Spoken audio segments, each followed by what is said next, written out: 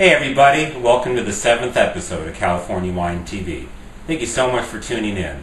I'm your host Scott Sheldon, and it's a pleasure to be here.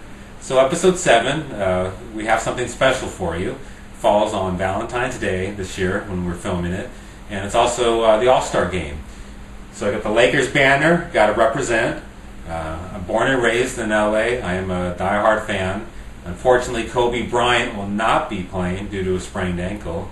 However, I will be rooting for anyone else in purple and gold, or who's on the West team for that matter. One of my dreams is to get season tickets someday for the Lakers. Hopefully the show will help provide some passive income to make that dream come true.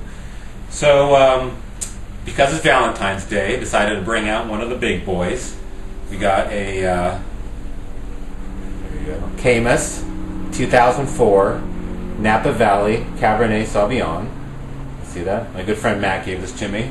Been waiting for a special occasion to pop it open, and I wanted to put it on the show here. 96 points, Robert Parker. The Caymus, they came to this country in 1885, settled in the San Francisco Bay Area. Originally they were from the Alsace region of France. After the earthquake, they migrated over to the Napa Valley across the bay, and started doing just kind of mass-produced wine, bulk wine, table wine, if you will. And then after Prohibition is when they finally settled down and started getting serious about wine crafting. In 1972, they opened the Caymus Winery, and their first production was, I think, like 240 cases of Cabernet Sauvignon.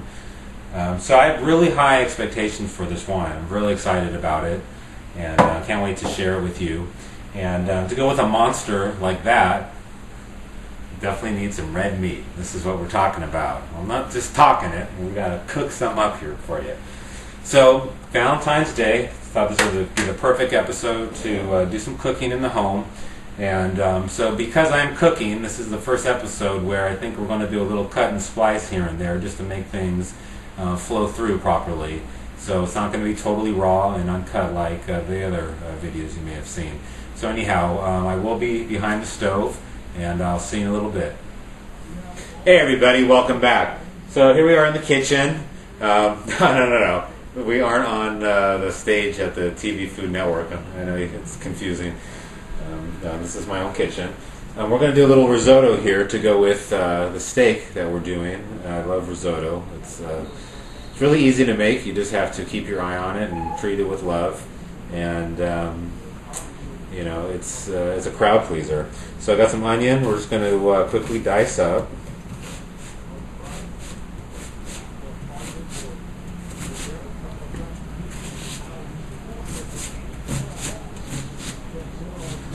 Key with anything like this is just to get the freshest ingredients you can, organic if possible, and just give these like a nice dice. So I should start heating up.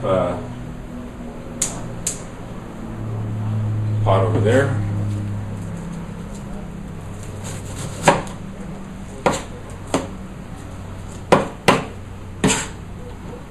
Should be enough. Let's dice this up a little bit finer.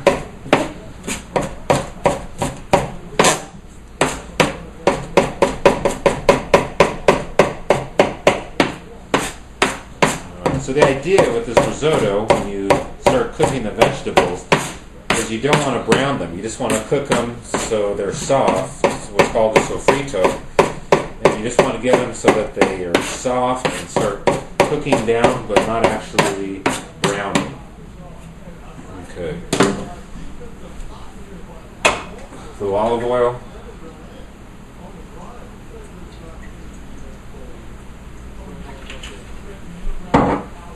Put the onions in there.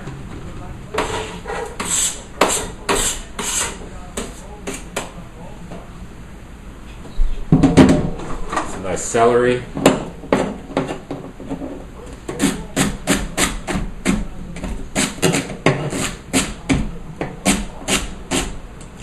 I love celery. It's a great vegetable.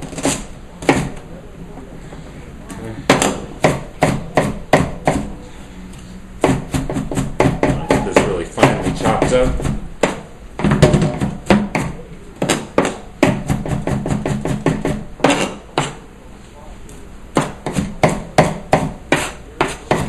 cooking at home. One of my favorite things to do. It's really relaxing. Gets my mind off of things. Gives you a chance to be a little creative. And then, you know, if you're going to be having great wine, why not have some great food to go with it? That's what I would say. Otherwise, you're only experiencing half of the pleasure. Alright. I think that needs to be a little finely chopped.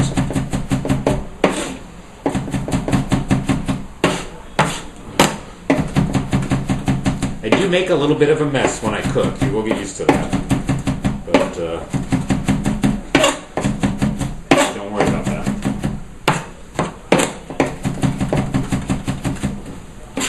Okay, add our celery. So that was like 1 medium onion, 3 stalks of celery. Got some garlic. I want to finely chop that up real quick.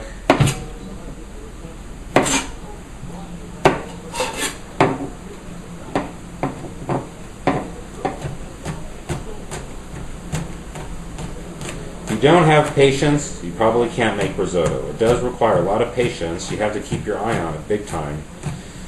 It's only a few simple ingredients, but it's all about treating them with love and taking the time to make sure that everything comes together the right way. Sounds like life in a way, huh? Alright, get our garlic chopped up.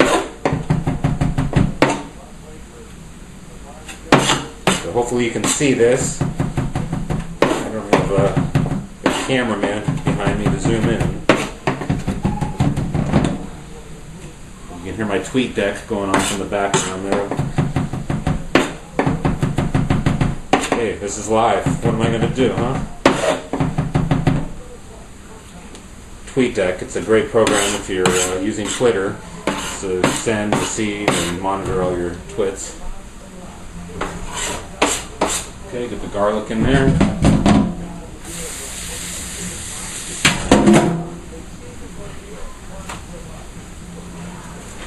Give this a stir.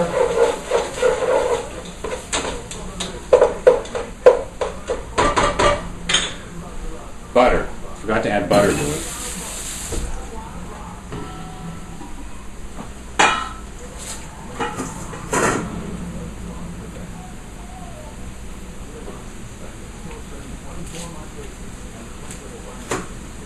Nice healthy dollop of butter.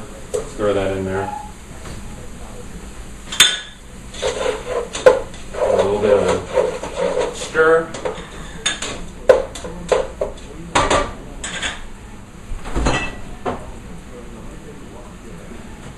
Then the other pot back here, we're going to start heating up a little bit of chicken stock.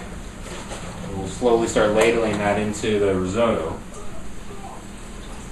Basically, risotto, you cook it in, I like to say, 4 stages. This is the first stage where you're just kind of getting those vegetables softened, getting your stock ready. You're not even dealing with the rice yet at this point. You want to keep a close eye on this stove. You don't want this to start browning on you. You want to make sure it's kind of at a medium-low heat. It's going to take about 15 minutes for these vegetables to cook, get soft. Turn up the heat on the stock.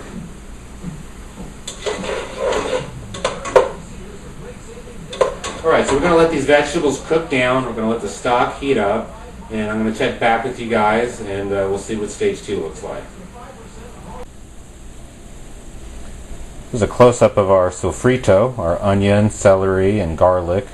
That's cooking down. You can see it's not browned, it's just cooking down, becoming translucent. Looks beautiful. It takes about 15 minutes right there.